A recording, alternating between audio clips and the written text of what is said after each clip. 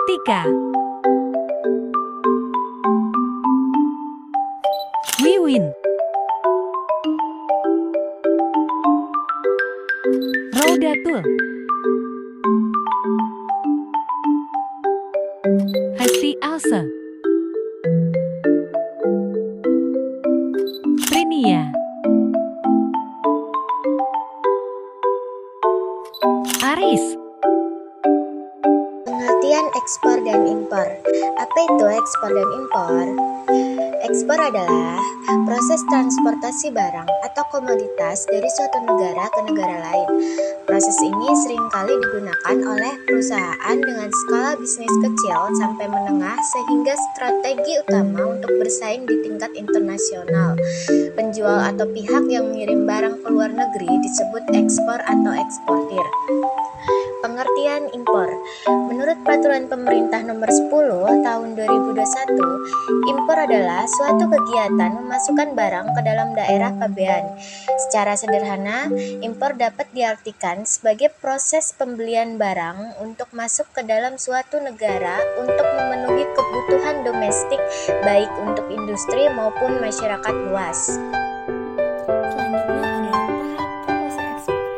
Tahap promosi ekspor merupakan upaya eksportir dalam memperkenalkan komoditas yang dihasilkan kepada calon pembeli di luar negeri atau importir, dengan tujuan untuk menarik minat calon pembeli terhadap komoditas yang diperkenalkan.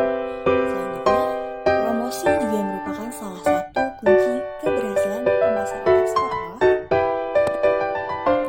Tahapan promosi yang pertama, mengirim introduce letter melalui calon pembeli DLN.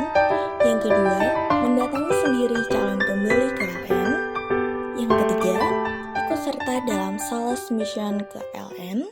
Yang keempat, ikut serta dalam pameran dagang di DN dan LN.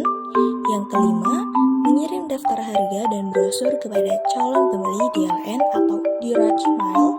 Yang keenam, memasang iklan di internet atau website.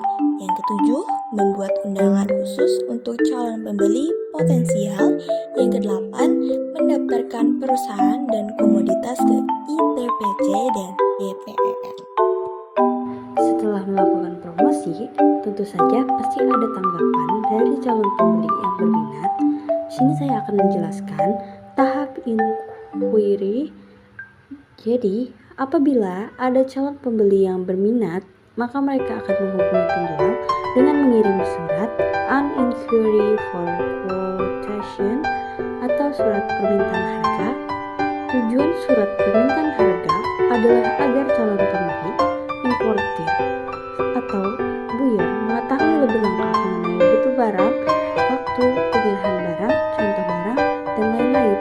Bisa dilakukan melalui televisual, surat biasa, telepon, email, dan lain-lain.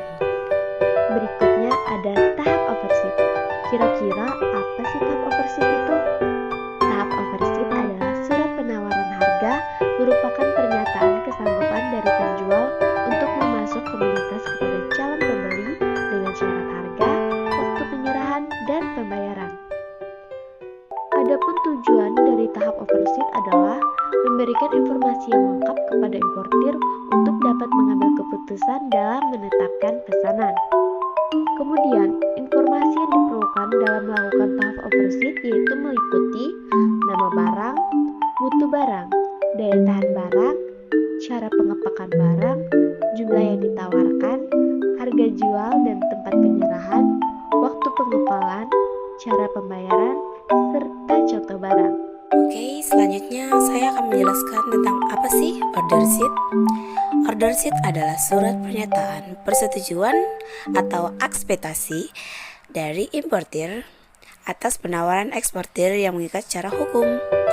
Setiap pelanggaran atau pelanggaran dari syarat-syarat yang disebut dalam order sheet dapat dikenai sanksi untuk membayar ganti rugi bagi pihak yang dirugikan.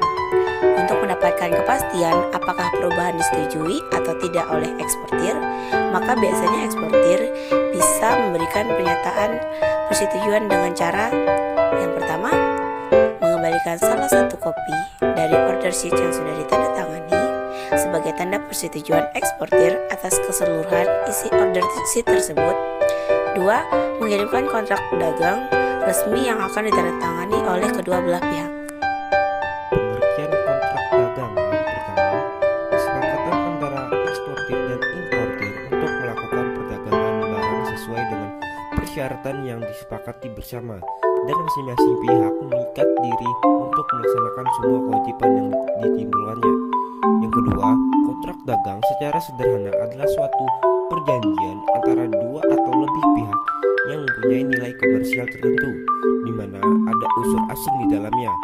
Pihak dalam kontrak dagang internasional tersebut haruslah subjek hukum yang punya kemampuan bertindak di dalam hukum. Berikut adalah isi-isi kontrak dagang. Yang pertama, faktur. Yang kedua, pengapalan. Yang ketiga, pembayaran. Yang keempat, terms and condition dalam kontrak dagang ekspor. Dan yang terakhir, referensi dan tanda tangan.